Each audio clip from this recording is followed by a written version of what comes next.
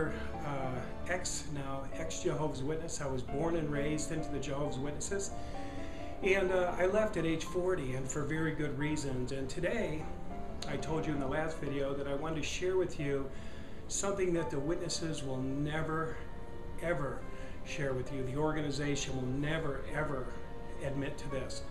But I want to tell you, it's kind of an insider secret, and it's the reason I left. You know, in the early 80s, we were given a book. As you know, Jehovah's Witnesses, they have a lot of books and publications, and they come to your door with, say, a book like this, You Can Live Forever in Paradise on Earth.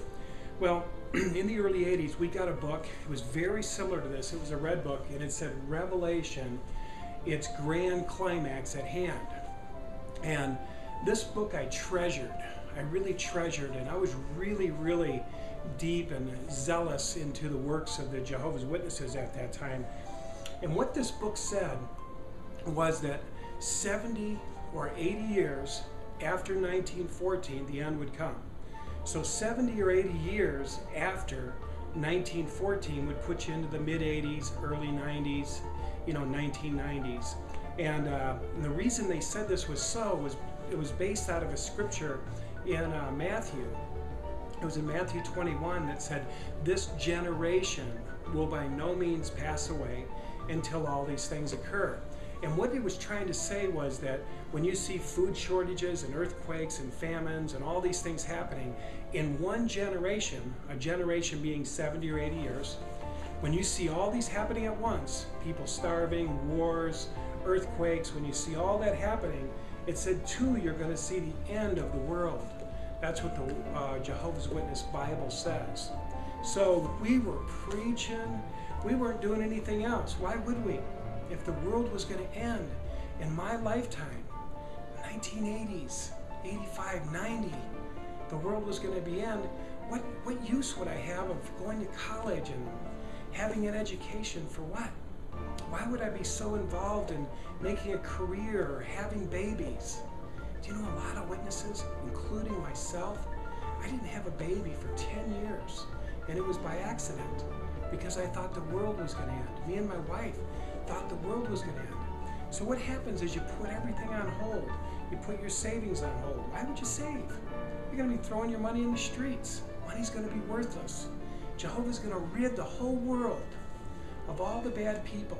That's anyone who's not a Jehovah's Witness. That's Christians, Catholic, Buddhists, Hindus, everybody. Everybody. I don't care if you say you believe in Jesus or not. Anybody that hasn't come to know the name Jehovah is going to be cut off. Everyone. So that's what we were living towards. So at this time, we were really, really passionate, knocking on the doors and, hey, wake up. You know, the end's here.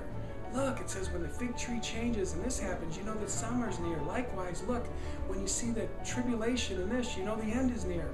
And I was preaching and preaching with my whole heart because I'm a truth seeker.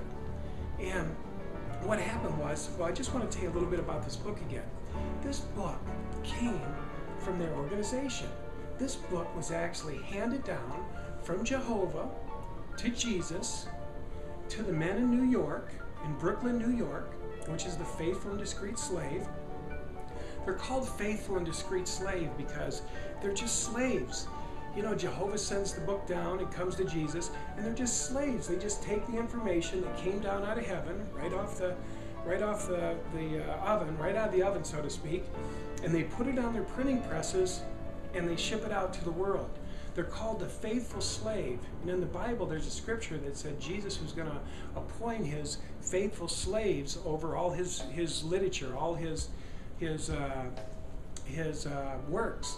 So again, this book, this Revelation book, was handed down from Jehovah to Jesus into the organization, put on printing presses, and then distributed to the world.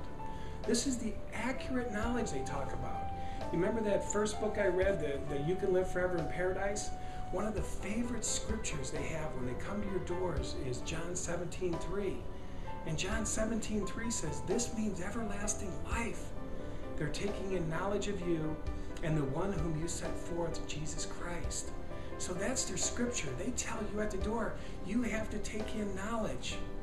they don't tell you it's Bible knowledge. They say it's Bible knowledge, but it's really Watchtower knowledge. It's what they say that they got from Jehovah's own hand or Christ's own hand. So this is the accurate knowledge they got in the form. So I get this Revelation book. I'm thinking, man, I'm going to see the end of my time. And all of us brothers were getting up 4 and 5 in the morning and doing street witnessing and going to 7-Elevens and preaching and preaching and preaching. And we loved it, and it was wonderful. The end was going to come. We were going to see this paradise just any day. What happened? Well, the 90s came, and all of a sudden I noticed that the information started to change in the Watchtower. The Watchtower is one of the Jehovah's Witnesses articles that come out, bi-monthly. And there was an article that came out that said the generation is not the generation as we know it. And how the witnesses say this is they say that the information now, Jehovah's given us more light. They said Jehovah's shedding more light on things. So the generation, the 70 or 80 years, now the Watchtower says,